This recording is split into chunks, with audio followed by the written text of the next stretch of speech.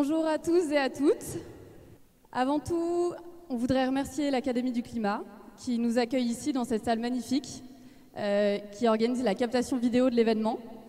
Et merci à vous d'être venus aussi nombreux et nombreuses aujourd'hui. Si vous êtes ici, c'est probablement que vous entrez dans deux catégories de personnes. La première catégorie de personnes, ce sont des personnes qui ne sont pas des professionnels du monde de la finance. Peut-être que vous souhaitez mettre votre épargne au service de la transition écologique. En même temps, quoi de plus passionnant que de parler de reporting extra-financier un samedi après-midi. Et la deuxième catégorie de personnes, ça sera les professionnels du secteur de la finance, ou bien peut-être des étudiants en finance. Vous avez identifié à quel point c'était un levier important face à l'urgence écologique. Vous avez donc un outil très puissant entre les mains. Et la vraie question qui est au cœur de nos sujets de cet après-midi, c'est qu'allez-vous faire de cet outil ? Alors, dans les deux cas, vous êtes tous acteurs et actrices de ces changements. Pour commencer, je vais laisser la parole à Christophe, qui va faire une rapide présentation des shifters qui organisent cet événement. Merci Béloya. Et pour commencer, d'ailleurs, j'aimerais bien savoir combien parmi vous sont des shifters. Est-ce que vous pouvez lever la main? Ah ouais, je dirais une bonne moitié, quelque chose comme ça. Combien parmi vous sont étudiants? Ah ouais, un bon quart, voire un tiers. Est-ce qu'il y a beaucoup de professionnels de la finance? Ah ouais, une bonne moitié. Si ça se trouve, il y a la moitié. Dans les shifters, il y a beaucoup de professionnels de la finance aussi, donc intéressant. En tout cas, je vais effectivement vous faire une rapide présentation des shifters, parce que ce qui est important pour nous, c'est de bien faire la distinction entre les shifters et le shift project, car on ne peut pas parler des shifters sans parler du shift project, qui est donc le shifter créé il y a 10 ans. L'association fête ses 10 ans toute cette année. Là, il y a eu toute une série d'événements. Et le Shift Project avait été créé 4 ans plus tôt, à l'origine pour avancer sur les questions qui lient énergie et climat. Il y a donc beaucoup question de décarbonation de la société. On collabore beaucoup entre le Shift Project et les shifters, mais c'est vraiment deux entités distinctes qui ont chacun leur CA, leur bureau. Une des grandes différences, c'est qu'au Shift Project, il y a quelques salariés, alors que chez les shifters, aucun. Parmi les activités que fait les shifters, il y en a beaucoup. Comme on peut le voir sur cette image, chaque année, il y a l'univers shifté, il y a le projection transition, il y a les podcasts tout au long de l'année, il y a la Gazette du Carbone auquel certains sont peut-être abonnés, on est même sur TikTok. Enfin, c'est foisonnant. C'est très difficile de résumer les shifters en peu de temps, mais pour aller vite, actuellement, c'est 7500 membres et 25 000 sympathisants répartis souvent dans des groupes locaux qui sont nombreux en France, mais aussi partout dans le monde. Et donc soit on est dans des groupes locaux, soit dans des groupes de travail, des cercles thématiques, dont un cercle thématique qui est les shifters de la finance. C'est donc nous qui organisons cet événement. Ces shifters de la finance, on les appelle les stiffers, parce que shifter in finance, ça fait le stiff. On parle souvent du stiff. Voilà, pour la présentation du shifter, mais on travaille avec le Shift Project, qui lui aussi est très connu pour son plan de transformation de l'économie française, comme certains doivent le savoir, autour duquel sont développés énormément de rapports, d'outils, de bases de données. Et parmi toutes ces publications, il y en a deux qui parlent de l'économie, c'est Climat Sub Finance et Climat Sub Business. Mais elles ont la caractéristique d'être essentiellement à l'intention des enseignants pour faire shifter l'enseignement de l'économie. Et en termes de publication, les shifters aussi font de leur côté des publications. Il y en a déjà eu quelques-unes. Mais si aujourd'hui on est réunis, c'est pour la publication du rapport dont tu vas parler. Je vais te laisser la parole. Merci Christophe. Donc on est aujourd'hui ici venu parler de la publication d'un rapport intermédiaire sur la thématique du greenwashing dans la finance. Pour mettre un petit peu de contexte, on va revenir 2 ans en arrière, donc on est fin 2022. Et donc les 3 autorités de régulation financière européennes lancent une consultation publique sur les potentielles pratiques de greenwashing dans le secteur financier. Le cercle thématique des Shifters in Finance se saisissent du sujet. Ils consacrent toutes leurs vacances de Noël pour répondre rapidement à cette consultation. Et puis suite à ça, décident d'approfondir les réponses à ces questions. Et c'est comme ça que naît notre rapport sur le greenwashing dans le secteur financier, qui est un beau bébé de 60 pages tout de même, qui a demandé de longues heures de travail à nos bénévoles. Donc ce rapport, c'est une mine d'informations précises et de haut niveau qui propose des recommandations pour une réglementation plus juste et plus exigeante. D'ailleurs, le rapport est disponible sur Internet, donc vous aurez un QR code, voilà, le QR code que vous trouvez ici ou sur les flyers qui sont sur vos chaises. Et puis vous pourrez le retrouver publié sur le site des Shifters dans la partie publication. On vous encourage vivement à le commenter, parce que comme c'est un rapport intermédiaire, notre objectif, c'est d'avoir des retours de personnes pour pouvoir l'améliorer en vue de la publication d'un rapport final. Donc vous pouvez aller y faire des suggestions et apporter toutes vos remarques avant le 30 novembre. Quand vous allez sur le site, à la fin, il y a plusieurs outils sur lesquels on peut cliquer et vous pouvez accéder soit au rapport intermédiaire en PDF, soit au rapport sur le Drive que vous pouvez commenter pour améliorer, on avait dit avant le 30 novembre, je crois. Ouais. 30 novembre. Donc concrètement, de quoi est-ce qu'on va parler aujourd'hui ? Aujourd'hui, on va parler de greenwashing. Le greenwashing, en français, on appelle ça l'éco-blanchiment. C'est des allégations environnementales qui sont fausses ou trompeuses dans l'objectif de se donner une image éco-responsable face aux consommateurs et qui donc souvent ne reflètent pas la réalité. Je pense qu'on peut dire qu'il y a une prise de conscience assez généralisée sur toutes les questions d'urgence climatique et si la finance durable fait autant parler d'elle, on peut penser par exemple au backlash sur l'ESG dans les pays anglo-saxons. C'est pas pour rien, c'est parce que c'est un secteur qui a des possibilités d'impact qui sont incroyables, sur lequel il y a beaucoup à faire. Nous, notre objectif, c'est d'identifier ces risques de greenwashing potentiels pour encourager les efforts réels, concrets, pour les générations futures. Donc, au programme cet après-midi, on va essayer déjà pendant les 2 tables rondes de détailler bien les termes techniques pour que vous puissiez les comprendre. Donc, on va avoir une première table ronde sur l'épargnant face au greenwashing, qui sera animée par Olivia Blanchard, qui est la présidente de l'association des acteurs de la finance responsable. La première table ronde risque de déborder un petit peu sur le programme parce qu'on attend et on espère que vous aurez beaucoup de questions. On aura ensuite une petite pause et puis après une deuxième table ronde sur la réglementation face au greenwashing qui sera animée par Leila Serbouti, qui est Sustainability Expert chez Keepers et coordinatrice du rapport. Voilà, vous aurez remarqué aussi au fond de la salle, il y a quelques stands. Alors, il y a un stand sur le projet ClimatSub Finance, un stand sur le cercle thématique de la comptabilité carbone, et puis un stand de nos amis la fresque de la finance, si vous êtes intéressé par ces sujets, pour apprendre plus de choses aussi sur les shifters. Je pense qu'ils seront ravis d'en parler avec vous, ils sont là pour ça. Et puis si jamais vous avez un petit creux entre les tables rondes, nous vendons des financiers également au fond de la salle. Profitez-en, je pense que c'est la seule occasion que vous aurez de votre vie entière de pouvoir manger des financiers sans risque de poursuite judiciaire par la suite. Voilà, avant de libérer la place et de commencer les tables rondes, je voudrais remercier toutes les personnes qui ont contribué à la réussite de ce rapport et à l'organisation de l'événement.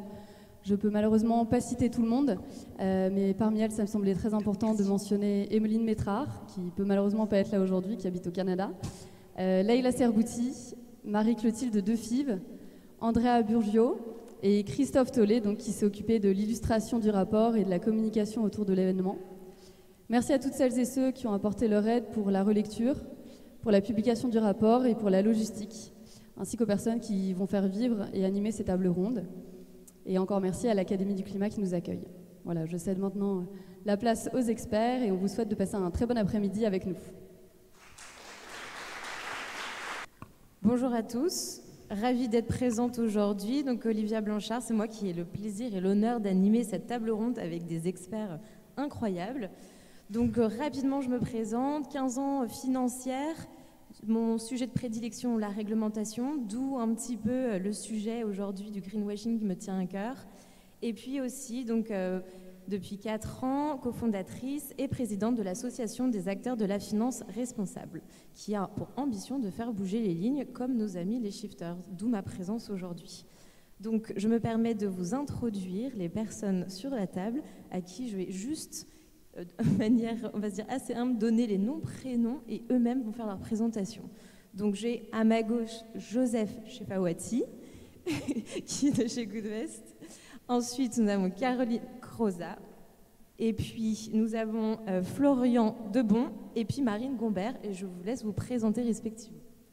Merci beaucoup. Donc, je m'appelle Joseph Chefawati, je suis le cofondateur de Goodvest, Et donc Goodvest, on est une plateforme d'investissement éco-responsable pour les particuliers qui propose les premières assurances vie, plans d'épargne retraite, qui respectent l'accord de Paris, qui prennent en compte la biodiversité et qui sont transparentes sur leur impact.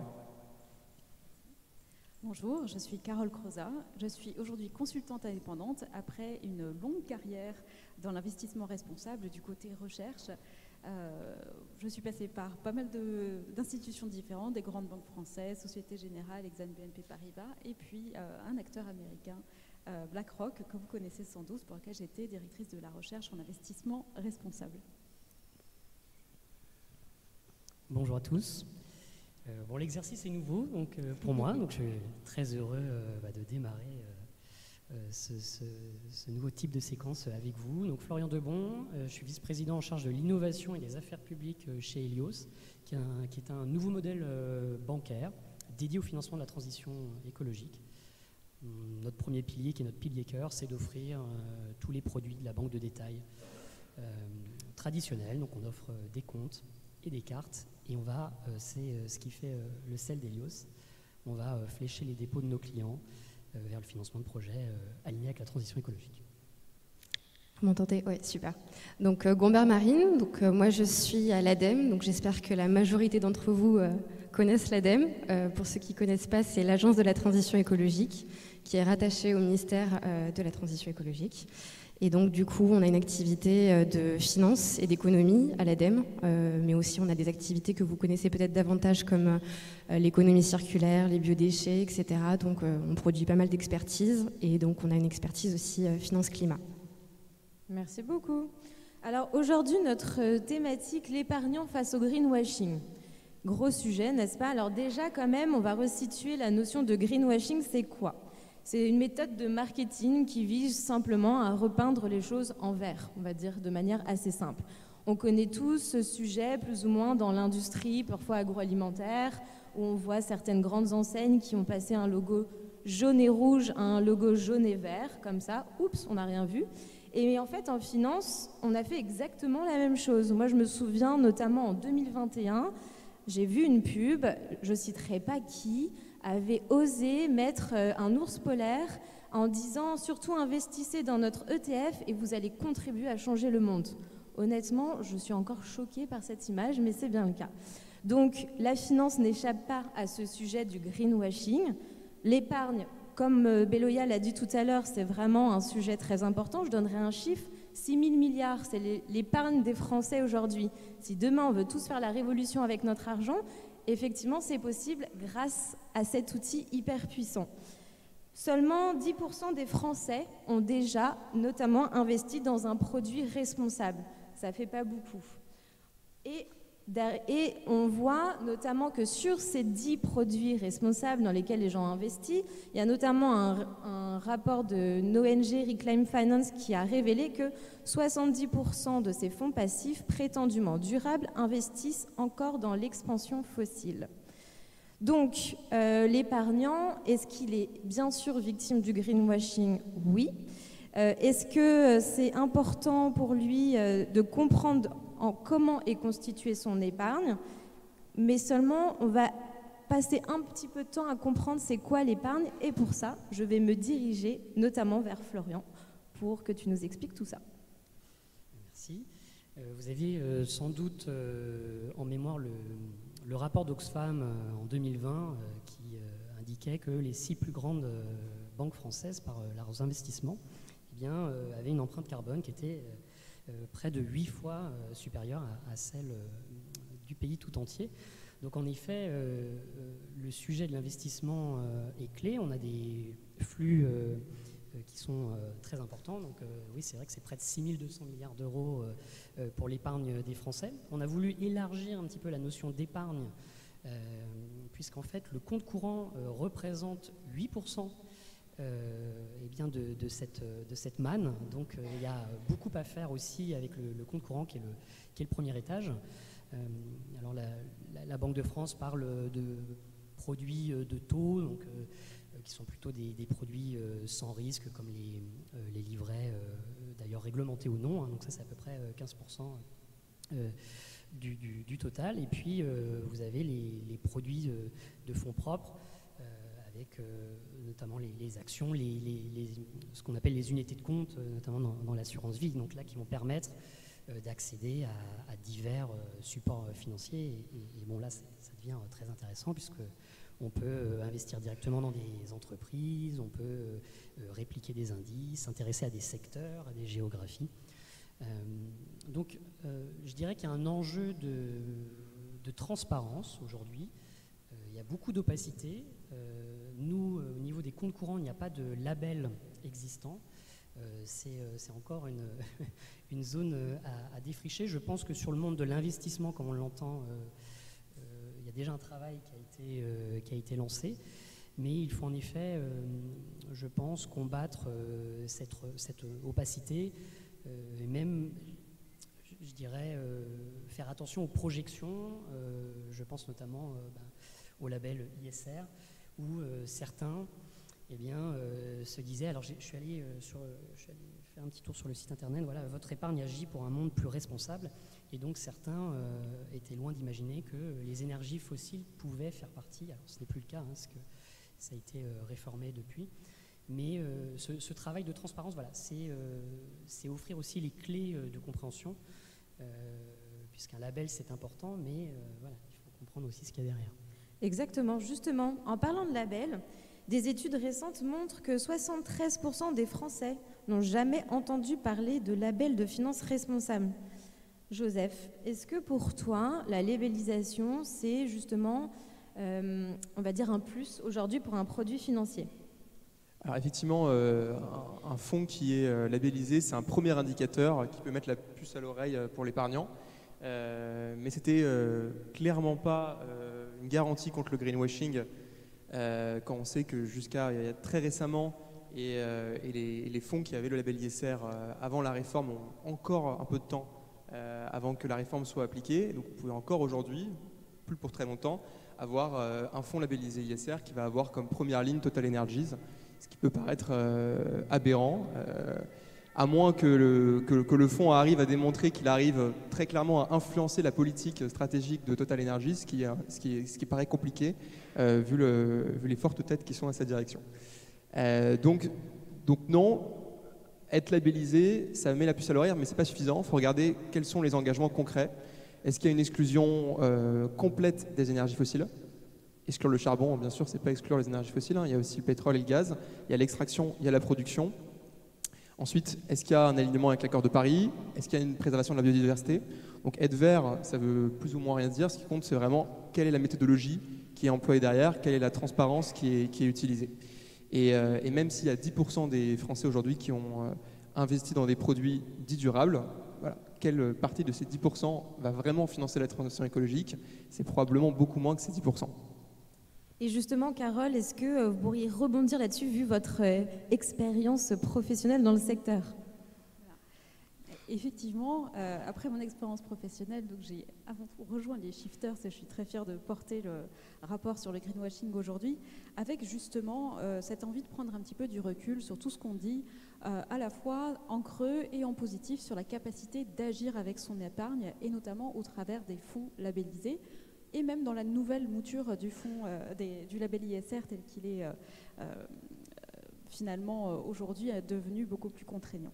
En fait, le risque principal pour l'épargnant aujourd'hui, c'est de ne pas regarder au-delà des labels.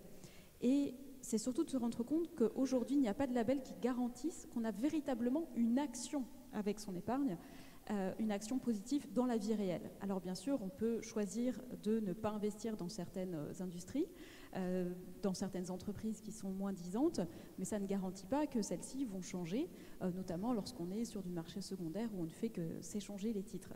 En fait, l'idée c'est qu'il n'y a pas de label aujourd'hui qui garantisse qu'on ait vraiment cette intentionnalité d'impact positif. Et donc le risque pour l'épargnant, s'il se contente de regarder les labels aujourd'hui, ben finalement c'est de se donner bonne conscience à bon compte et éventuellement on peut avoir un effet rebond. Une fois que j'ai placé mon argent dans un fonds labellisé, eh bien, je peux peut-être consommer plus. Merci, effectivement. Bon, nouvelle réjouissante. Du côté de l'ADEME, qu'est-ce qu'on en pense justement de tout ça ? Label, pas label ? Alors déjà, je voudrais rappeler qu'il y a 3 choses qu'il ne faut pas distinguer, qu'il faut distinguer justement, qu'il ne faut pas confondre. Déjà, l'argent ne dort pas. Donc en fait, votre épargne, quelle qu'elle soit, un compte courant, une assurance vie, une épargne salariale, elle ne dort pas en fait à la banque. Donc elle est réinjectée dans l'économie réelle. Et les activités dans l'économie réelle, elles ont un impact sur l'environnement. Et donc on a 3 choses. On a les activités qui sont vertes. Donc vertes pour le climat, c'est les énergies renouvelables évidemment, mais on a aussi vert pour la biodiversité, l'agroécologie par exemple, et on a vert aussi sur la pollution et l'économie circulaire. Donc on a tout un tas d'activités qui peuvent être vertes. Donc le climat aussi, c'est pas une fin en soi, il faut pas l'oublier. On parle vraiment de transition écologique et sociale. On a aussi ce qui est de l'autre côté du spectre du brun, les énergies fossiles évidemment, pétrole, charbon, gaz, je rappelle, et aussi des activités minières aussi qui ont un impact sur la biodiversité, l'eau, etc. Et entre les deux, on a ce qu'on appelle la transition. La transition, ça peut concerner n'importe quel secteur économique et ça nécessite d'avoir ce qu'on appelle un plan de transition, qui est une feuille de route pour atteindre notamment la neutralité carbone à horizon 2050. Et donc ça veut dire que sur ces 3 éléments, on a 3 moyens d'action. Soit, en tant qu'épargnant, je me dis j'ai envie d'investir dans du vert directement, des choses qui sont déjà vertes pour les promouvoir et qu'elles se massifient. Soit j'ai envie de favoriser le changement dans les acteurs, donc je favorise des acteurs qui ont des plans de transition, si possible crédibles et alignés sur la science, on en reparlera. Et la dernière possibilité, c'est de ne pas financer le brun, en se disant moi je ne veux pas financer les énergies fossiles, etc. et je souhaite les exclure. Et donc ça c'est quelque chose de radical d'un point de vue financier, mais qui est ce qui est le plus compréhensible pour le grand public, c'est-à-dire moi je ne comprends pas pourquoi il y a un fonds vert et il y a, puisqu'on l'a nommé, Total dedans. Et donc ça, c'est hyper important de dire qu'il n'y a pas une seule méthode d'action. L'exclusion, c'est hyper radical, c'est hyper significatif et c'est très important. Ce qu'il faut aussi, c'est penser à la transition, penser au plan de transition et ça, c'est hyper important. Donc pour vous aussi guider par rapport à toutes ces notions qui sont assez techniques et pour les labels aussi, les labels, ça garantit et ne garantit pas certaines choses. Tout n'est pas acheté. La preuve, le label ISR, il a évolué. Donc c'est aussi en fonction de la montée en compétence un petit peu du grand public. C'est la pression aussi qui fait qu'on accepte des arbitrages beaucoup plus ambitieux sur la refonte des labels. Avant le label ISR, donc effectivement, il ne faisait pas d'exclusion des énergies fossiles. C'était un label généraliste. Et maintenant, avec la pression sociale aussi, le ministère de l'économie a revu à la hausse le référentiel de ce label. Le label Greenfin, qui est géré par le ministère de l'écologie, il va de plus en plus prendre en compte la taxonomie, qui est un dictionnaire des activités vertes, donc là aussi être de plus en plus ambitieux. Et il y a aussi un label dont on parle un peu moins, mais qui est le label Finansol, qui fait de la finance solidaire, donc parce qu'il y a aussi que l'écologie, il y a aussi le social. Donc voilà, il n'y a pas une seule bonne réponse, il y en a plusieurs. Et je pense aussi que c'est important de mettre de la pression pour justement avoir un regard critique sur ces éléments pour qu'ils progressent aussi avec le temps en termes d'exigence. Donc ce qu'on comprend, c'est qu'effectivement, il y a des fonds qui affichent, comme on dit, une méthode ISR, investissement socialement responsable. Et pour resituer, ça veut dire quoi pour un fonds d'investissement qui intègre cette dimension ISR? C'est qu'il va regarder des critères extra-financiers, ESG, environnement, social et gouvernance, et qui va y mettre au cœur de sa stratégie d'investissement ces critères extra-financiers. Est-ce que, justement, Carole, vous pouvez nous dire si aujourd'hui un fonds d'investissement qui affiche une démarche ISR, d'ailleurs, petit point aparté, label ISR et démarche ISR, c'est différent.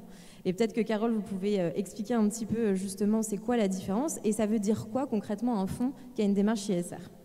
Merci. Eh bien, c'est exactement l'objet du rapport sur le greenwashing. On a effectivement dans les fonds ISR qui sont quelque part le terme générique, on parle aussi de fonds ESG, des fonds qui vont prendre en compte ces dimensions-là pour des objectifs différents. On reviendra sur la question des objectifs, mais ça peut être effectivement plutôt pour la performance, plutôt pour l'exclusion, plutôt pour avoir éventuellement un impact positif. Mais prendre en compte des critères et le faire selon des règles établies, communes et avec en tête le bien commun, c'est autre chose que de le faire pour des raisons de stratégie d'investissement qui peut être intéressante d'un point de vue commercial ou pour répondre à des besoins spécifiques d'un certain type d'épargnants. En fait, ce qui se passe, c'est qu'aujourd'hui, dans les fonds ISR, on a une grande majorité de fonds qui vont faire de la durabilité que j'appelle relative. C'est-à-dire qu'ils vont se positionner, alors on utilise le terme de best in class, on va prendre les mieux disants de chacun des secteurs. Avec un peu de chance, on va aussi exclure si les labels l'exigent, par exemple, certaines industries, notamment fossiles, mais on va surtout sélectionner des entreprises que l'on considère comme étant avant tout peut-être moins risquées parce qu'elles ont des meilleures performances sur ces enjeux sociaux environnementaux, et parfois aussi parce qu'elles ont moins d'externalités négatives. Donc on est là encore pas toujours sûr qu'on ne regarde pas que le risque financier, mais aussi le risque pour le reste des acteurs que l'entreprise va impacter. Mais ce qui est même le plus important, c'est qu'en faisant ça, on reste dans une durabilité qui finalement ne regarde les performances que par rapport à l'année dernière ou par rapport aux voisins, aux pairs. Et on va valoriser des pratiques qui constituent simplement de faire mieux que l'an passé, mieux que les concurrents. Or, aujourd'hui, on sait très bien qu'on doit dépasser cette durabilité relative pour rentrer dans la question de la durabilité absolue, c'est-à-dire avoir moins d'émissions de CO2 que l'année dernière, ça ne garantit en rien le fait d'être sur une trajectoire alignée avec les accords de Paris. On sait que pour l'être, il faut aller vers du 7 ou 8% de moins par an, et chaque année de retard, ce chiffre augmente. Et ça ne veut pas dire non plus que ces activités s'inscrivent dans le cadre des limites planétaires. Donc aujourd'hui, la grande majorité des fonds ISR contiennent des entreprises qui peuvent avoir des bonnes notes les unes par rapport aux autres, qui peuvent être sur une trajectoire, on va dire, optimiste ou positive d'amélioration, mais cette amélioration est malheureusement trop tardive et surtout beaucoup trop lente, et donc elle ne garantit pas la véritable durabilité et la véritable inscription dans la transition. On a un exemple dans le rapport, on a énormément d'exemples dans le rapport que je vous invite à regarder plus en détail, notamment celui des obligations vertes. On va avoir des obligations vertes émises par un aéroport en expansion. Clairement, c'est très bien que l'aéroport fasse attention à peut-être sa gestion des déchets et la façon dont les différents voyageurs vont venir par moyens décarbonés, etc. Mais in fine, une industrie aérienne en expansion, c'est assez difficile à justifier dans le cadre de la transition vers les accords de Paris. Voilà, donc encore une fois, cette idée de relativité et d'absolu est pour moi primordiale pour savoir où on se situe. Et effectivement, je pense que c'est important de rappeler que ESG ne veut pas dire durable. Et ça, je pense que parfois, il y a un peu une confusion. ESG, on a notre fleuron français, il a une super bonne note ESG, mais en vrai, il n'est pas là dans la taxonomie européenne, notre dictionnaire de la durabilité. Ce n'est pas nous qui le disons, c'est la Commission européenne. Donc, c'est ça qui est aussi important, c'est OK, avoir un score ESG qui est à la base d'une stratégie d'investissement socialement responsable ne certifie pas que l'activité est durable. Florian, est-ce que un petit mot peut-être sur les politiques de transition des établissements bancaires dont parlait tout à l'heure Marine? Oui, c'est vrai que c'est une question clé puisque on est quand même très heureux parce qu'il y a une dynamique depuis quelques années et c'est d'ailleurs, Helios est une société à mission et dans notre raison d'être, on a cette idée d'emmener avec nous l'ensemble des acteurs. Après, il faut rester vigilant puisque je pense à un grand établissement bancaire qui a annoncé quelque chose de majeur, la fin du soutien aux nouveaux projets d'extraction d'énergie fossile. Donc, salué évidemment, décision saluée jusque chez les ONG. Puis, ils ont cherché à gagner un petit peu de temps. Ils attendaient pour définir les contours opérationnels la mise à jour d'une base de données. Et puis, lors du rapport de l'année suivante, les engagements avaient discrètement disparu, et ce sans réelle communication sur le sujet. Donc, c'est vrai qu'il faut suivre ça avec attention. Il y a des ONG qui le font très bien. En effet, on citait Reclaim Finance tout à l'heure. Donc, c'est quelque chose, c'est vrai que c'est un sujet, on peut se dire, voilà, l'acteur a pris en main la question. Il faut bien regarder les échéances, il faut garder un œil sur les niveaux d'exclusion. Ça peut toucher également au support. Je pense que c'était un sèche-main. Puisqu'on peut en effet décider d'arrêter de financer en direct, si je puis dire, des projets d'extraction et à côté de participer à l'émission d'obligations. Enfin, voilà, c'est assez vaste et je pense qu'on y reviendra tout à l'heure, mais c'est vrai qu'il y a cet enjeu quand même à offrir des clés qui sont compréhensibles de tous, puisqu'on s'adresse à des particuliers. Et ça me fait penser aussi peut-être à un sujet qui est assez proche de nous, le LDDS, donc le livret développement durable et solidaire. Jusqu'à il y a quelques années, en fait, donc il y avait une grande partie qui était déposée, qui était confiée à la Caisse des dépôts et consignations. Et en fait, il y avait pour un bon tiers, un petit peu moins d'un tiers, en fait, on parlait d'actifs financiers qui n'étaient pas du tout tracés. Et donc là encore, l'épargnant se disait, mais c'est superbe, j'ai mon LDDS, je participe, je ne sais pas exactement comment, mais je participe à la transition. Et en réalité, il y avait toute une partie du flux qui n'était pas suivie. Donc il y a eu des engagements politiques derrière, mais là encore, le code monétaire et financier n'est pas précis.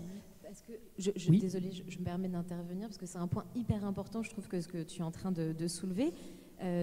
Ils ont changé les pratiques, le LDDS, maintenant c'est moins opaque que ça l'était? Alors, en tout cas sur la partie Caisse des dépôts et consignations, le gouvernement s'est engagé à ce que ce soit à 100% pour des prêts, pour la rénovation notamment des logements. Ok.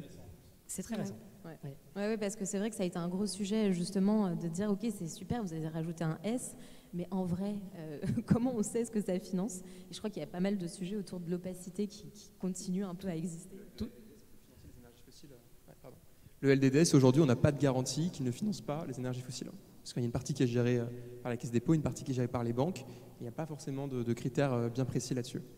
Comme le dit Joseph, sur l'autre pan, en effet, donc il y a une partie qui est confiée à la Caisse des dépôts et consignations, une autre qui est gérée par les banques elles-mêmes. Et en effet, en termes de transparence, il y a beaucoup de chemin. Il y a beaucoup de chemin. Et entre en fait, d'ailleurs, le livret de développement durable et solidaire, lorsqu'on regardait le code monétaire et financier, en fait, il n'y avait aucune différence avec le livret A.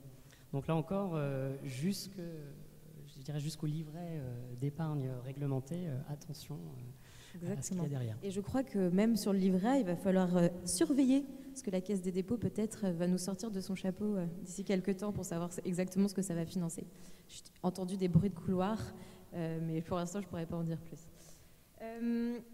Merci beaucoup. Bon, ce constat, pour l'instant, on se dit, ok, globalement, ce dont on parle depuis tout à l'heure, c'est quand même super compliqué. On se dit, waouh, en gros, moi, je suis un épargnant, je veux faire des choses hyper positives avec mon argent, mais ça, je comprends pas. Là, on parle d'ISR, de SG, de LDDS, avec des trucs que je comprends pas ce que ça finance.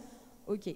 Bon, vous qui êtes tous des professionnels ici, est-ce que on peut assigner une responsabilité, un rôle justement par acteur? Moi, le premier acteur que j'ai envie d'un peu titiller, c'est le gestionnaire d'actifs. C'est celui qui justement va penser une stratégie d'investissement socialement responsable. Est-ce que lui, cet acteur, globalement, il a un rôle à jouer pour éviter de tomber dans le greenwashing? Carole, peut-être? Oui. Alors, il y a un rôle extrêmement important, c'est celui de clarifier les objectifs justement de ces stratégies ISR et de clarifier les objectifs de ses propres clients.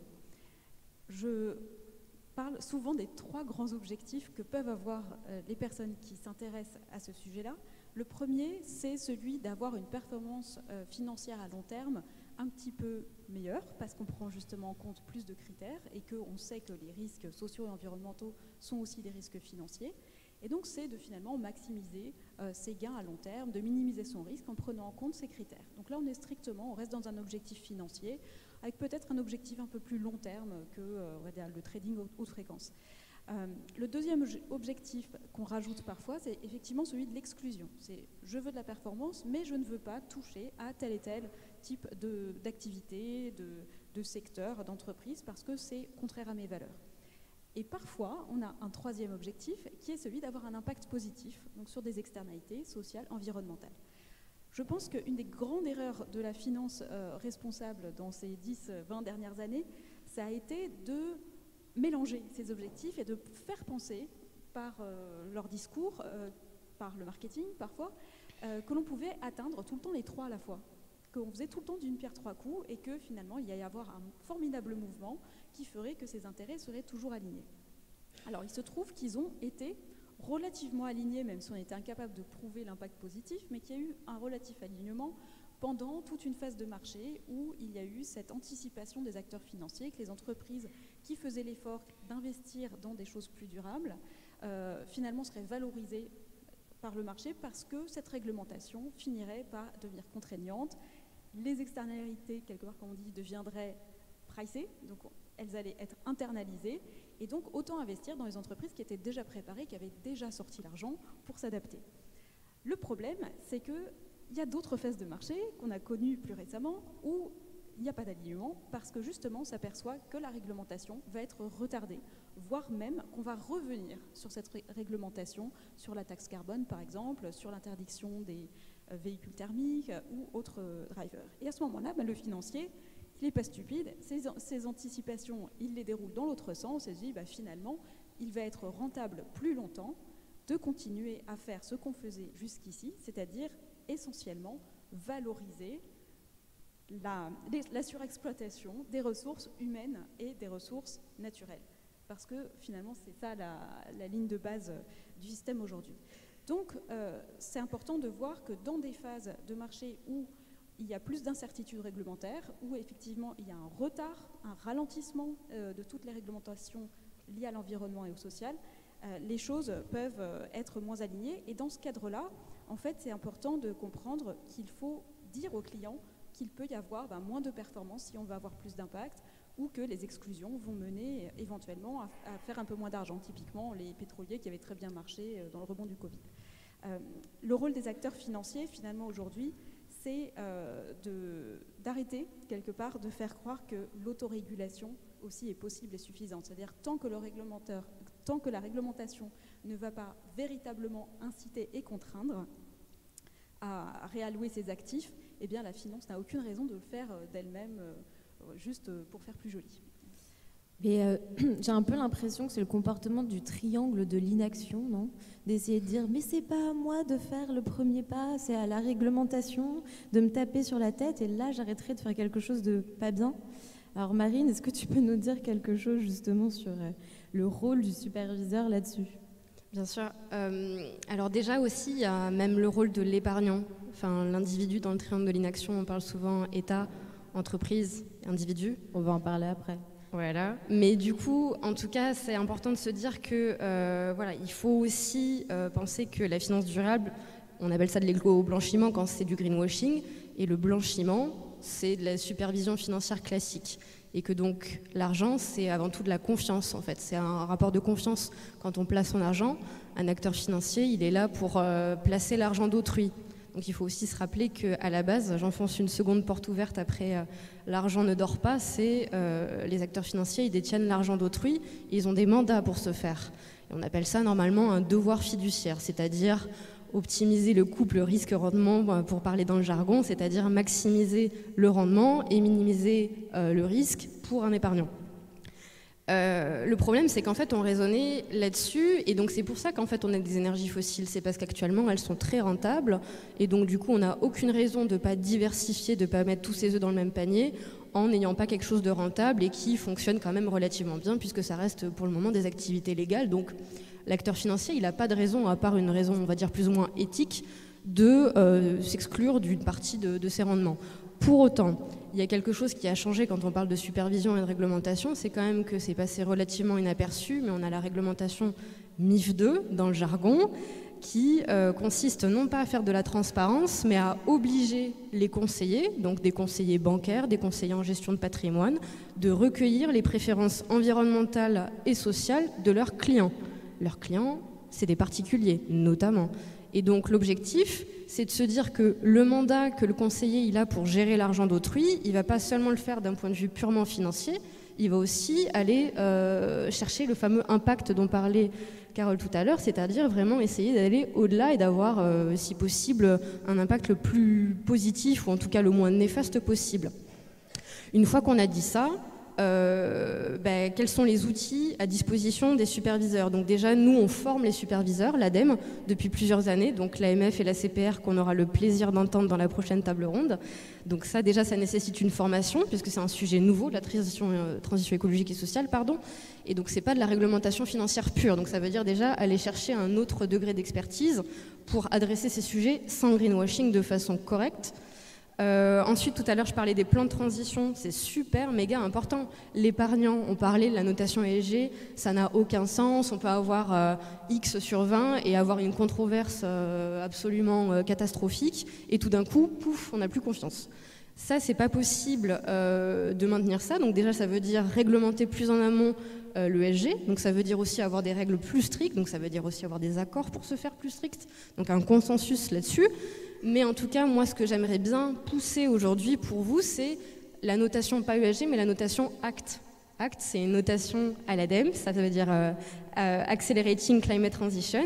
C'est une méthodologie open source qui est faite par l'ADEME, donc par l'État. C'est pas une ONG, c'est pas un acteur financier, c'est impartial dans le sens où c'est des ingénieurs de l'ADEME qui font ces analyses et qui analysent en fait la crédibilité des plans de transition.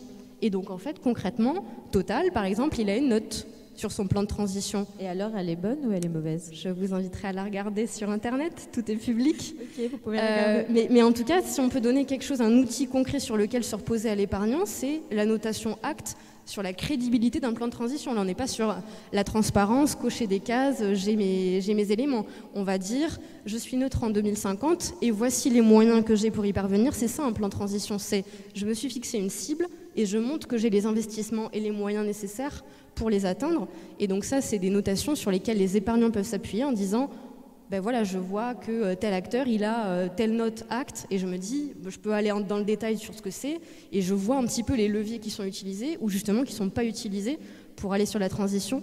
Et une dernière chose, on a parlé beaucoup des labels, on est très critiques entre nous parce qu'on est un peu dans le milieu, mais les labels, c'est quand même audité par des tiers. Donc, il y a beaucoup de l'économie qui n'est pas labellisée en finance durable, ça faut pas l'oublier. Et donc le label a le mérite au moins d'avoir un cahier des charges audité par un tiers. Et après, il faut pas être dans la surpromesse, dans le sens où le label ne va faire que ce qui est marqué dans le cahier des charges. Donc il ne garantit pas, mais garantit quand même certains éléments. Donc critique et besoin de faire augmenter le degré d'exigence, oui, mais il faut aussi garder en tête qu'il y a quand même des outils. Et ça, on le rappelle très bien dans notre guide de l'ADEME, la finance durable en 7 questions, qu'on a sorti fin d'année dernière.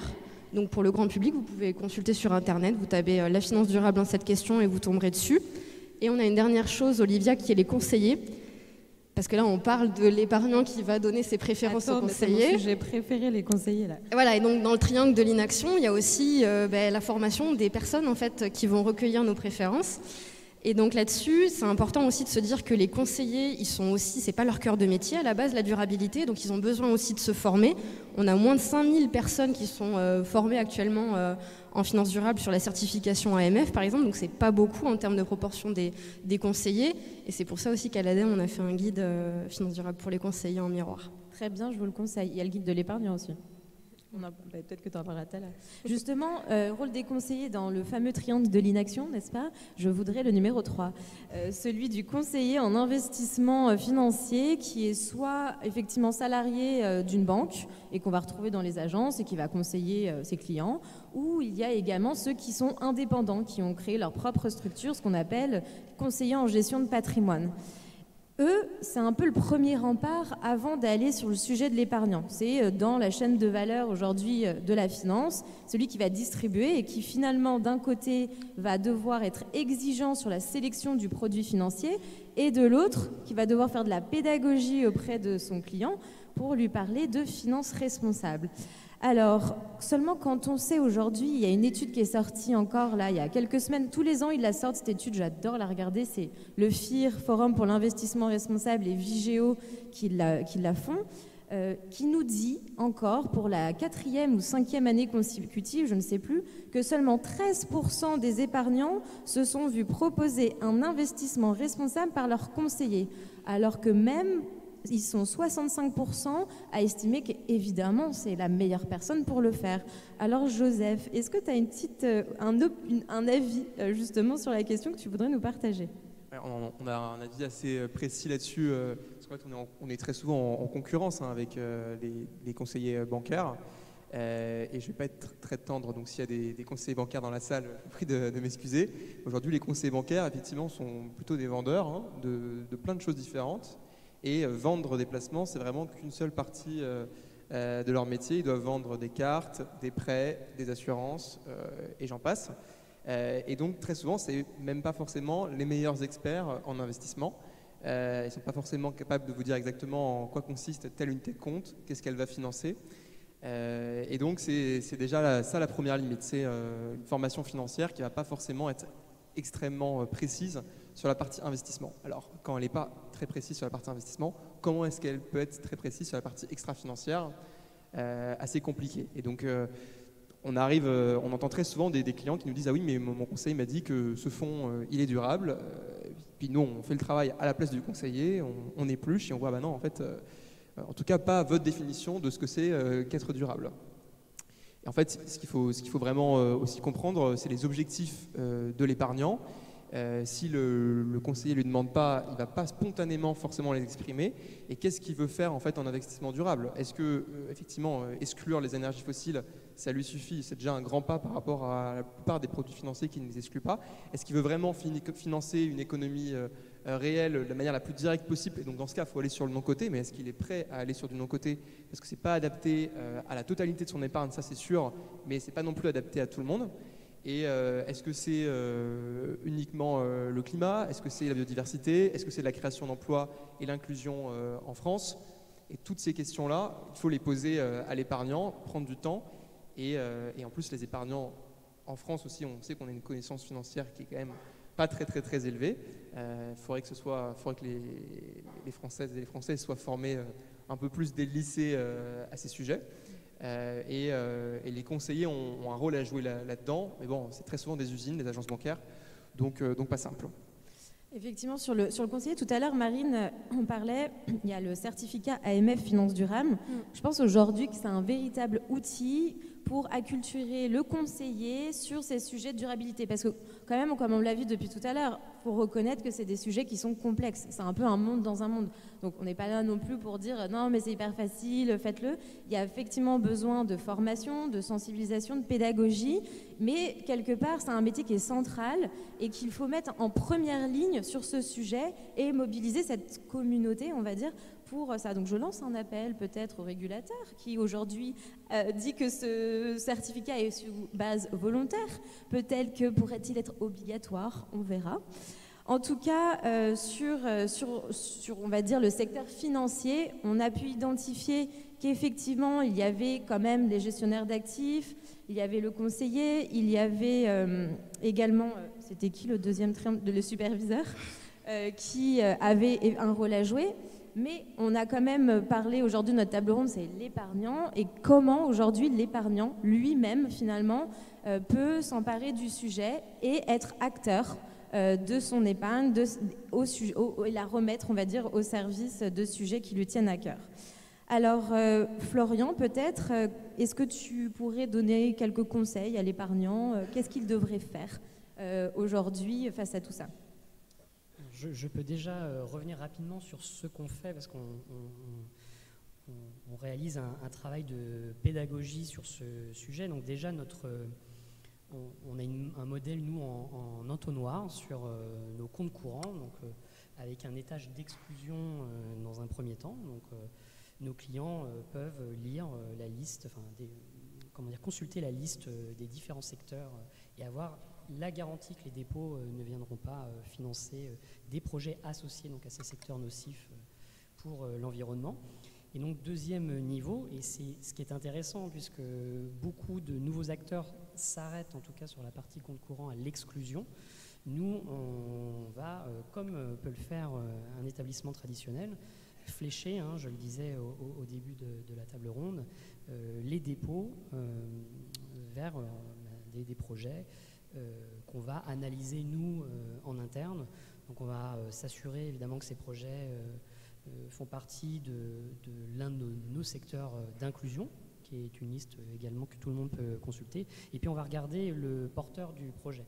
Ça reboucle un petit peu avec ce qu'on disait tout à l'heure, c'est que le projet en lui-même peut être super, mais on va s'intéresser aussi à celui qui porte le projet. Est-ce que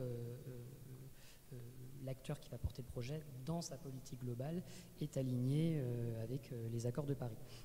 Donc c'est vrai qu'aujourd'hui il y a assez peu de normalisation sur les méthodologies, donc on publie chaque année un rapport d'impact qui est à destination des particuliers, et donc on a trouvé que pour les comptes courants, le plus simple c'était d'offrir un élément de comparaison qui a été audité donc par Greenly, nous en l'occurrence, et donc ce sont les tonnes d'équivalent CO2 par million d'euros investis. Et donc de cette manière, Ça permet de comparer à la fois les nouveaux acteurs et les établissements traditionnels et de comprendre pourquoi Oxfam nous alertait sur les investissements des plus grandes banques de notre pays. Donc, en synthèse, je dirais, c'est d'offrir en fait des éléments qu'on peut comparer facilement, qui permettent en un coup d'œil de découvrir le sujet. Et puis après, c'est un petit peu le conseil que j'ai envie de donner, c'est de cultiver cette curiosité. C'est un sujet qui est quand même très vaste. Donc je crois qu'on ne peut pas tout saisir du premier coup. Donc c'est intéressant, c'est un long voyage. Et donc plus on avance, plus on peut découvrir un petit peu ce qui fait pas. Le diable est parfois dans le détail. Hein, Exactement, mais je crois qu'aujourd'hui, effectivement, sur Internet, pour un épargnant, notamment sur le secteur bancaire, déjà de se poser la question de l'impact de sa banque, des pratiques qu'elle a. Il y a plein de sites, jechangedebanque.org, etc., qui vont notamment aider l'épargnant à comprendre l'impact qu'a son argent sur un compte courant. Est-ce que ça vient financer ? Donc, comme tu disais, déjà, se renseigner, être curieux sur ce sujet-là. Ensuite, est-ce que l'épargnant qui aujourd'hui est dans une démarche de vouloir faire le bien, avoir un impact positif avec son argent, a-t-il des choix à faire ? Notamment, je crois que c'est la rentabilité, c'est ça, et la performance, c'est un peu le gros sujet. Complètement. Effectivement, le choix qu'il y a à faire, c'est de pouvoir être au clair avec ses objectifs. On n'a pas forcément le même objectif pour l'ensemble de son épargne. On a peut-être une majorité sur laquelle on va être un petit peu plus conservateur, effectivement, aller au moins sur des poches qui permettent de ne pas financer des projets qui ne sont vraiment en contradiction forte avec les accords de Paris ou en contradiction forte avec ses propres valeurs. Et puis, éventuellement aussi, réserver une poche peut-être un peu plus petite en fonction aussi de ses actifs et de son épargne pour justement essayer d'avoir cet impact positif, ces externalités positives sur des enjeux sociaux et environnementaux. Et donc, finalement, c'est de faire comprendre à son conseiller, aux personnes à qui on va aller confier cet argent, quelles sont nos priorités et quels sont les compromis qu'on est prêt à faire. Voilà, peut-être que certaines poches seront plus risquées, auront un petit peu moins de rentabilité. Mais je pense qu'avant tout, il faut comprendre que la frustration, elle est énorme chez l'épargnant aujourd'hui. C'est de se dire, mais finalement, quand j'y réfléchis, il y a très peu de projets sur lesquels il y a véritablement un impact mesurable, intentionnel, additionnel. Comment ça se fait alors qu'il y a beaucoup d'argent qui a circulé jusqu'à il n'y a pas longtemps pour financer ce genre de choses ? Eh bien, cette frustration, il faut encore une fois reprendre un pas en arrière et se dire la finance n'est que le reflet de l'économie et du monde actuel. Et donc, finalement, agir avec son épargne, en tout cas essayer d'agir avec son épargne, ce n'est qu'une pierre à l'édifice pour qu'il y ait plus d'alignement, pour qu'il y ait plus de projets qui soient rentables financièrement, mais aussi rentable pour la planète, quelque part au niveau du respect des limites planétaires. Eh bien, il faut aussi continuer à s'impliquer dans la cité, donc faire son acte de citoyen, et rejoindre des initiatives, parler, voter, signer des pétitions, lire des rapports et contribuer aussi à des consultations publiques avec pour enjeu non seulement la défense des intérêts privés de son entreprise, mais aussi celle du bien commun et de sa propre conscience en tant que participant à la vie publique. Merci. Et Joseph, alors je vais te titiller un peu, parce que tu représentes quand même aujourd'hui ce qu'on pourrait peut-être considérer comme des purs players de la finance responsable. On voit partout dans le métro, vos pubs, bouts de veste, etc. Mais est-ce qu'aujourd'hui on peut considérer qu'il y a des purs players et il y en a des moins purs ? Est-ce que vous n'avez pas peur, vous aussi, parfois de dire mais peut-être un jour on va faire les gros titres de greenwashing ou quoi ? Comment finalement ça se gère aujourd'hui, ce genre de choses, quand on veut faire bouger le secteur ? Alors, il y a une question et plein de réponses là-dessus. Déjà, il faut comprendre que le monde financier est très complexe et très très très lié. Et donc aujourd'hui, les acteurs indépendants en finance, c'est assez rare en fait. Si on prend même les plus belles sociétés de gestion à impact, certains d'entre vous connaissent peut-être par exemple Mirova, qui est pionnière dans le secteur et qui est très engagée. En fait, Mirova, ça appartient à Natixis. Alors, ils sont quand même très indépendants dans leur politique d'investissement, et donc ça ne veut pas dire qu'ils soutiennent un des plus gros groupes bancaires français, mais c'est très compliqué d'être totalement indépendant dans le secteur financier. Je prends un autre exemple, la Nef, aujourd'hui, s'appuie sur le Crédit Coopératif, qui, pareil, appartient à un grand groupe bancaire français. Donc, c'est compliqué, il y a des acteurs indépendants. Je pense par exemple à Helios. Et c'est une longue trajectoire pour devenir une banque verte et qui permettrait d'avoir exactement l'impact complet qu'un épargnant souhaite avoir. Donc nous, aujourd'hui, on est assez serein sur la partie greenwashing, parce que ce qui compte effectivement en greenwashing, quand tu rappelais la définition tout à l'heure, c'est de ne pas se vendre plus vert que l'on est. Et donc nous, on a 2 piliers vraiment chez Goodvest. C'est une méthodologie scientifique. On explique très clairement justement quels sont les critères qui sont utilisés, quelles sont les bases de données qui sont utilisées. Donc on se base sur un certain nombre de fournisseurs de données, Carbon 4 Finance, on utilise la notation ACT, SBTI. On utilise également des bases de données justement sur l'exposition aux énergies fossiles. Et derrière, le deuxième pilier, c'est donner le maximum de transparence pour que l'épargnant sache exactement ce qu'il finance, quel est l'impact carbone, quel est l'impact biodiversité, etc., etc. Effectivement, en fait, je crois qu'il y a un sujet qu'on a un petit peu abordé, c'est de se dire aujourd'hui, quand on est épargnant, on a l'impression qu'il y a un peu 2 univers financiers. Il y a d'un côté le côté, voilà, où on a vu tout à l'heure l'ISR, je prends des critères ESG, et puis il y a le non-côté, où là on a l'impression qu'il y a plus de risques, on parle de financement participatif, on a l'impression que justement on est plus proche de l'économie réelle, mais on est sur des sujets un petit peu risqués. Est-ce que, et là on arrive sur la fin, notre petite conclusion de cette table ronde, est-ce que individuellement vous auriez un conseil à donner là, maintenant, peut-être à quelqu'un dans la salle qui est épargnant et qui maintenant se pose des questions et se dit « je fais quoi concrètement ?» Un conseil unique, premier à faire. Joseph ? Alors, je vais en donner 2, mais ils sont très rapides. Allez, ok, tu as le droit. 2, le premier, c'est un conseil financier et extra-financier en même temps, c'est diversifier. Ça, c'est important en finance, mais c'est aussi important de manière extra-financière parce qu'on a besoin de changer toutes les classes d'actifs, que ce soit l'immobilier, que ce soit le côté, que ce soit le non-côté. Le côté, c'est important parce que sinon, il n'y a pas de non-côté. S'il n'y a pas de marché secondaire, il n'y a pas de marché primaire. Mais il faut aussi aller sur le marché primaire parce qu'il faut financer les initiatives quand elles sont à leur début, les infrastructures vertes, etc. Donc, premier conseil, c'est diversifier. Deuxième conseil, c'est se renseigner avec des personnes qui connaissent le sujet. Donc, parlez-en à votre conseiller bancaire, c'est important, mais allez vous renseigner. Pas n'importe lequel. Pas n'importe lequel, effectivement. Il y a les conseillers en gestion de patrimoine des AFR qui sont plutôt bien renseignés sur le sujet. Il y a aussi des rapports, on parlait du rapport de l'Oxfam, il y a un rapport qui a été publié par Reclaim Finance en fin d'année dernière sur les assurances-vie. Assurance-vie, je pense que dans la salle, il y a beaucoup de personnes qui en ont ou qui vont en avoir une bientôt. Et donc, ils ont publié vraiment l'exposition aux énergies fossiles de toutes les assurances-vie. C'est très très digeste comme rapport, donc je vous invite à le lire, ça prend 2 secondes. Puis en plus, on est bien classé chez Coup de Fesse, donc c'est top. Merci. Carole ? Je vais prêcher pour ma paroisse. Lisez le rapport.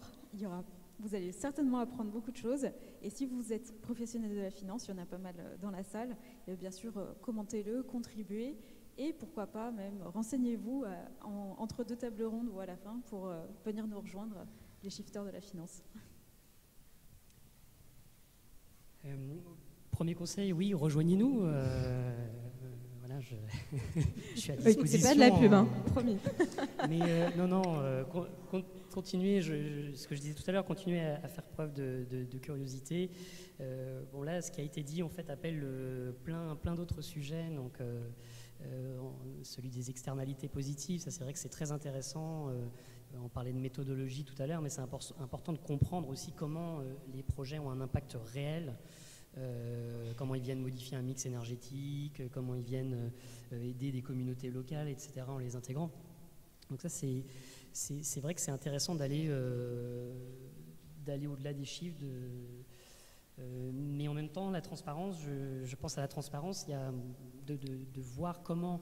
Donc je dirais peut-être, ce qui est important, c'est la mesure de l'impact et aussi derrière de la transparence sur ce qui est effectivement fait. Et donc c'est important de voir comment l'argent est fléché et quel projet effectivement cet argent a permis d'aider. Mais en tout cas, voilà, en conseil, je crois que tout a été dit, c'est de continuer à explorer ce vaste sujet et de peut-être pas s'arrêter à la première image, mais de comprendre les modèles en fait qu'il y a derrière. C'est peut-être ça en fait, en réfléchissant à voix haute. En tout cas, nous, ce qu'on a essayé, on n'est pas une banque, on n'a pas l'agrément en qualité d'établissement de crédit, et pourtant, comme une banque, on a réussi à flécher les dépôts de nos clients. Donc, c'est comment on est jusqu'en boutique, comment on arrive à trouver le chemin pour avoir de l'impact et comment on communique dessus, comment on offre la transparence nécessaire. Enfin, voilà. Soyons ouverts à toutes ces questions. Et d'ailleurs, je sais qu'il y aura une session de questions-réponses. Marine, on ne sait jamais. Le mot de la fin de la fin. Du coup, déjà, j'espère que tout le monde a compris qu'il y avait un vrai rôle sur la transition. On parle de green washing, mais il y a aussi du transition washing, puisqu'il y a beaucoup d'acteurs qui ont, avec la transparence que tu mentionnais, Florian, des plans de transition, mais qui sont probablement pas tous alignés. 1,5, limitation du réchauffement planétaire en dessous de 1,5 et 2 degrés maximum, et pas alignés donc sur la science. Donc je pense qu'il y a un vrai rôle sur la transition, mais la transition crédible, parce que il faut quand même se rappeler que moins de 5% de l'économie est verte. Donc c'est vraiment un microcosme, et le but c'est vraiment de faire changer l'économie réelle et donc de faire changer les secteurs économiques pour qu'ils soient en transition. Donc ça c'est très important, et la notation ACT est là aussi pour un petit peu objectifier le débat là-dessus, pour pas essayer de se faire berner sur je suis en transition mais en 2050, mais je commencerai en 2049, ça c'est pas possible. Donc dans le triangle de l'inaction, il y a quand même les entreprises qui doivent vraiment avoir des plans de transition crédibles, alignés sur la science, et qui doivent être comptables de leur progression avec des objectifs intermédiaires à atteindre et des vrais moyens mis en place. Donc ça pour moi c'est indispensable. Le rôle de l'État aussi, de vraiment qu'il y ait un contrôle aussi vraiment renforcé avec les superviseurs évidemment, parce qu'on est sur un domaine financier, et donc la finance durable c'est de la finance avant tout, et donc c'est important aussi que ce levier de la finance soit bien réglementé pour qu'on ait toujours confiance et qu'on ne se dise pas la finance durable c'est que du greenwashing, et donc on met ce sujet de côté parce qu'on n'a pas les moyens.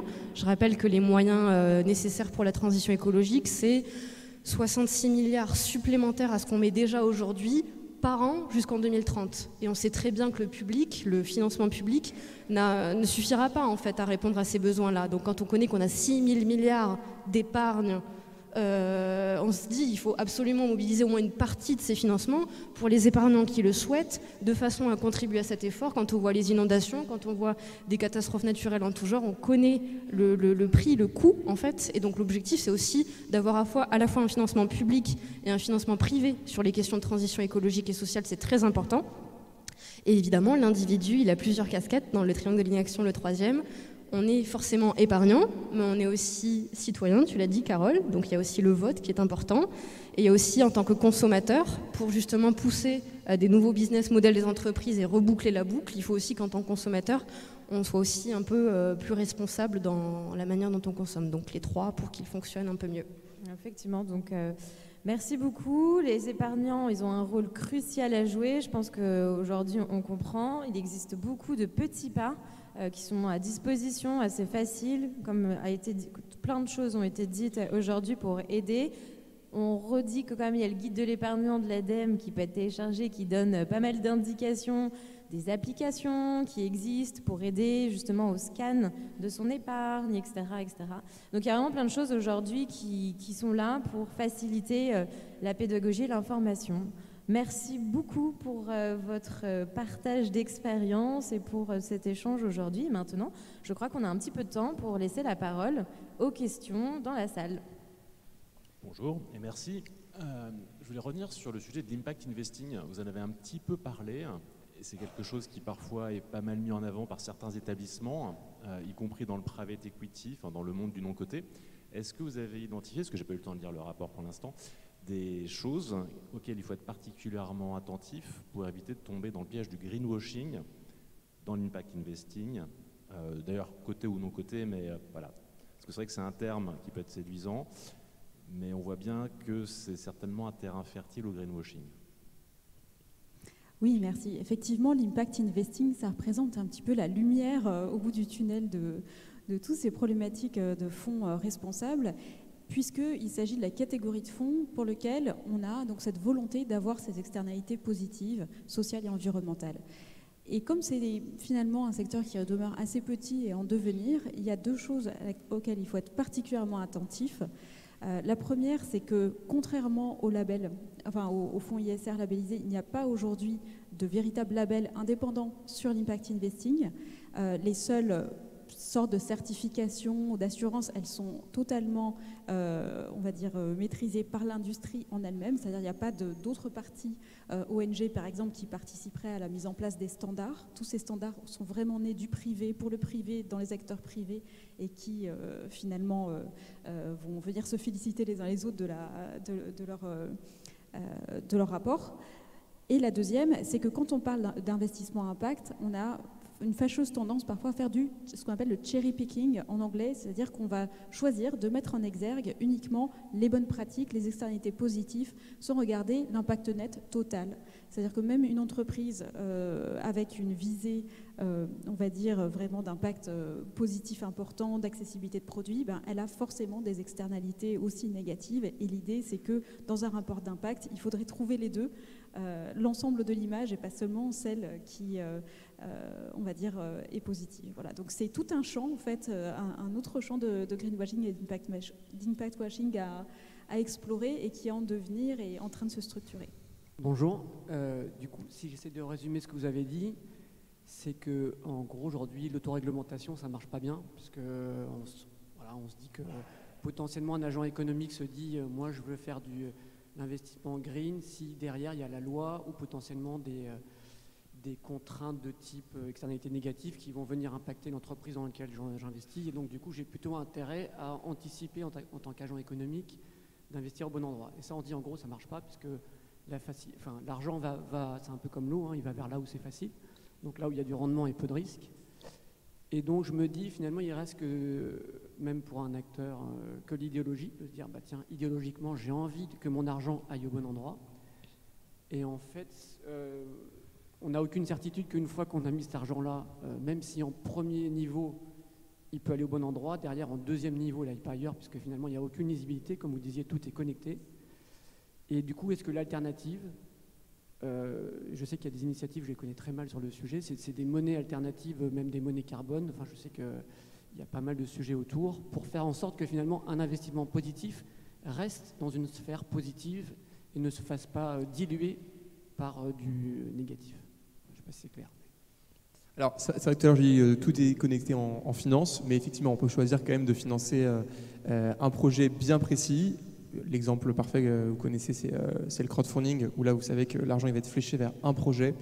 Et bon, effectivement, derrière, il y a les fournisseurs et les utilisateurs finaux du projet qui vont également en bénéficier, mais si le projet a une finalité durable, là, ça va être bon.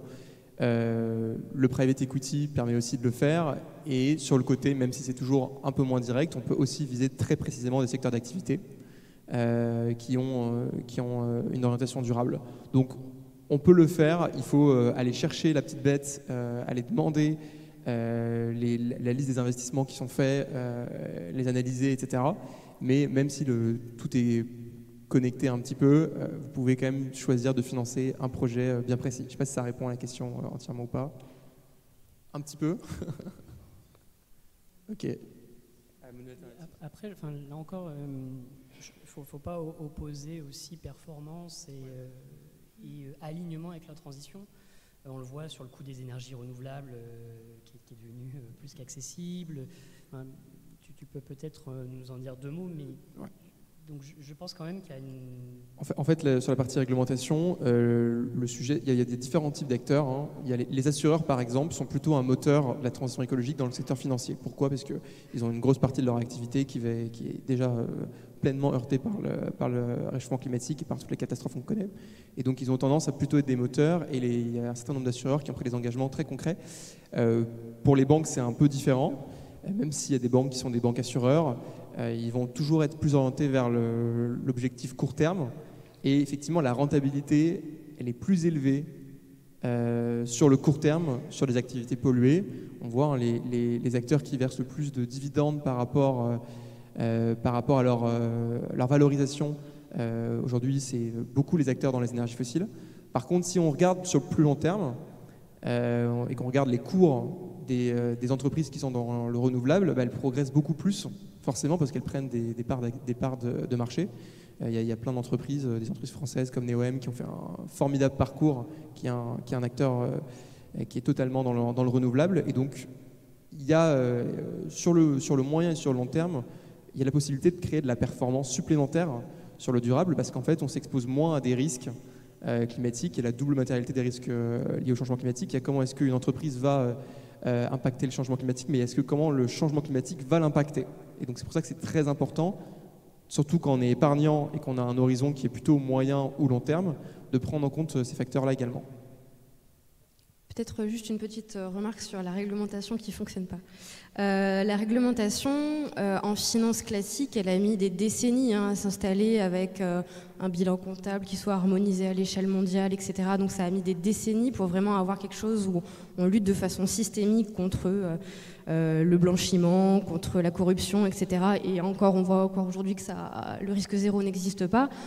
En finance durable, c'est tout nouveau, en fait, la réglementation contraignante.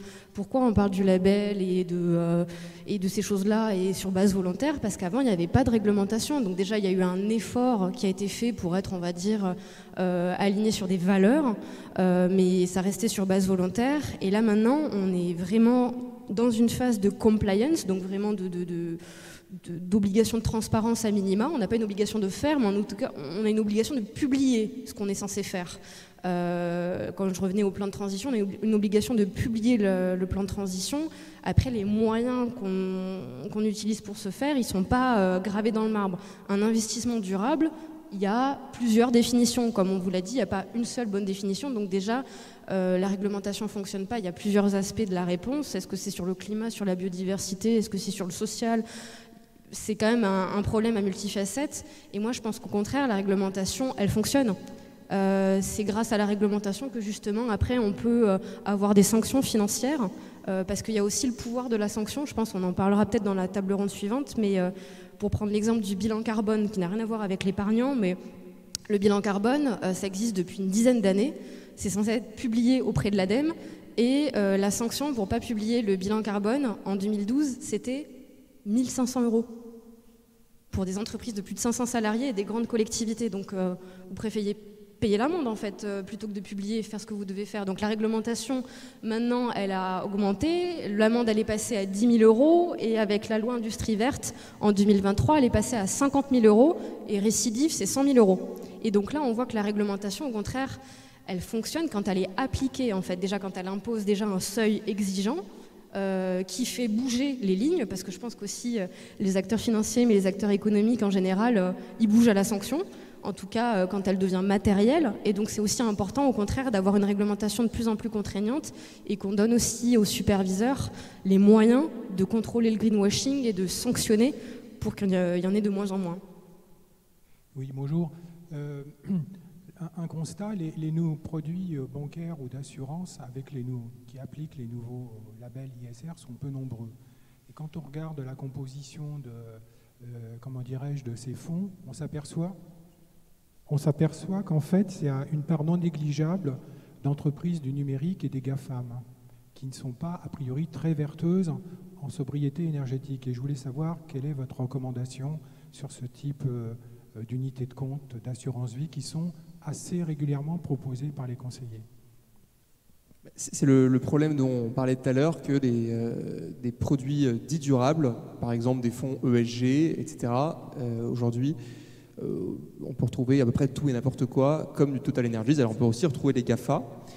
Si par contre vous allez chercher les fonds, article 9, je complexifie le discours, mais les fonds les plus durables, parmi les plus durables, généralement, vous n'allez pas avoir de GAFA. Donc si on va cibler des fonds vraiment climat qui respectent l'accord de Paris, qui prennent en compte la biodiversité, vous n'allez pas avoir ces acteurs-là. Par contre, oui et non, parce qu'en fait, l'autre problème, c'est qu'on a des fonds qui se disent compatibles avec l'accord de Paris, qui en réalité, quand nous on fait l'analyse avec notre méthodologie, avec Carbon 4, etc., on se rend compte qu'il y en a une grande partie qui, même si le nom du fonds c'est Paris Aligned, en fait la trajectoire de réchauffement climatique c'est 2,8 degrés, 3,2 degrés, donc on n'y est pas du tout. Mais il existe des fonds, et en fait ce qui est facile pour s'y repérer, c'est que ces fonds généralement ont en première ligne toujours les plus grosses capitalisations. Donc les GAFA sont les plus grosses capitalisations, parce que c'est les plus grosses sociétés du monde. Donc il suffit de regarder le top 5 des fonds, qui est toujours accessible. Il faut demander à votre conseiller le DIC, documents d'information clés. Et vous allez avoir le top 5 des positions du fonds. Et là, vous allez avoir les GAFA s'ils sont présents. S'ils ne sont pas dans le top 5, généralement, ils ne sont pas là. Mais c'est le problème dont on parlait tout à l'heure. Les fonds ESG ne suffisent pas. Parce que peut-être que les GAFA peuvent être très bons sur le S, même si on en doute, ça dépend lesquels. Et mauvais sur le climat, et avoir une bonne note ESG.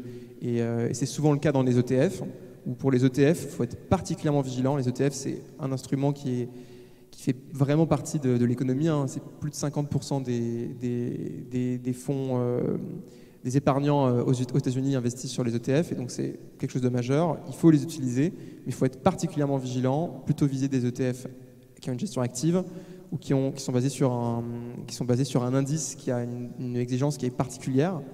Et c'est valable pour tous les fonds. Il ne faut pas s'arrêter à la dénomination du fonds. Je finis en une ou deux phrases encore. Il y a en plus des labels une réglementation qui s'appelle la réglementation SFDR.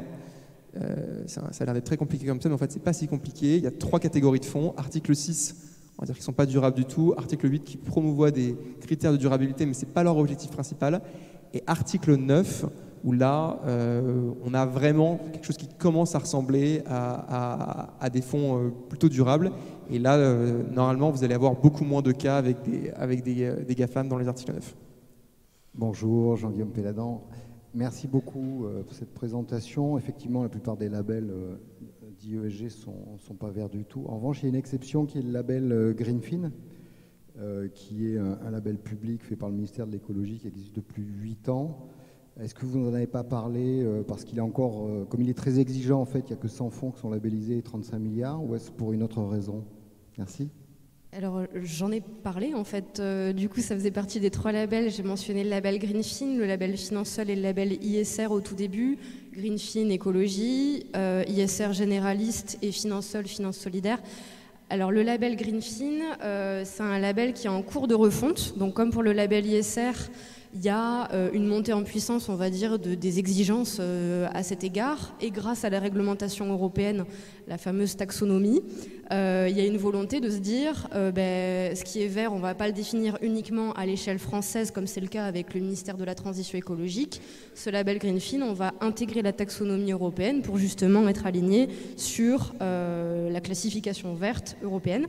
La difficulté qu'on a, c'est que la taxonomie, c'est très, partiel, ça couvre pas beaucoup de secteurs de l'économie, ça couvre, on va dire, une grande partie des secteurs émissifs dans le monde, mais en termes de secteur, mais c'est pas forcément non plus représentatif de l'ensemble de l'économie. Donc aussi, quand on est sur un label Greenfin, on est forcément sur un label un peu plus de niche. Alors que le label ISR, vous allez avoir globalement quand même quelque chose d'assez généraliste et on enlève les énergies fossiles et les 30% qui ont les moins bonnes notes de ESG. En grosso modo, c'est quand même ça. Donc Greenfin, ça nécessite déjà de se dire, est-ce que j'ai vraiment envie d'investir uniquement dans la transition écologique? C'est une possibilité. Après, il va y avoir aussi des discussions sur ce qu'intègre la taxonomie. Je pense que c'est un secret pour personne que dans la taxonomie, il y a le gaz et le nucléaire. Ce qui a été l'objet d'âpres débats politiques. Et à terme, il y aurait l'aviation et potentiellement, on espère quand même aussi l'agriculture, qui est un grand sujet de secteur émissif qui n'est pas intégré aujourd'hui. Et pour le coup, ça, c'est un secteur très attendu. Donc l'aviation, on est sur une table ronde du greenwashing, donc je ne vais pas m'étendre dessus. Mais là encore, il faut voir si la transition, elle est crédible. On en revient en fait au plan de transition. Est-ce que le plan de transition d'Airbus, des constructeurs et d'Air France est crédible en fonction des leviers qu'ils ont à leur disposition pour se décarboner? Et je pense quand même que le label Greenfin va être intéressant par rapport à la taxonomie, parce que ça va ouvrir aussi le champ des activités éligibles qui pour le moment sont quand même centrées sur la déforestation, sur la biodiversité, sur évidemment les énergies renouvelables, mais ça va quand même étendre un peu le champ. J'espère que ça répond à votre question. Bon, je crois qu'il est temps de clôturer. Merci beaucoup à tous.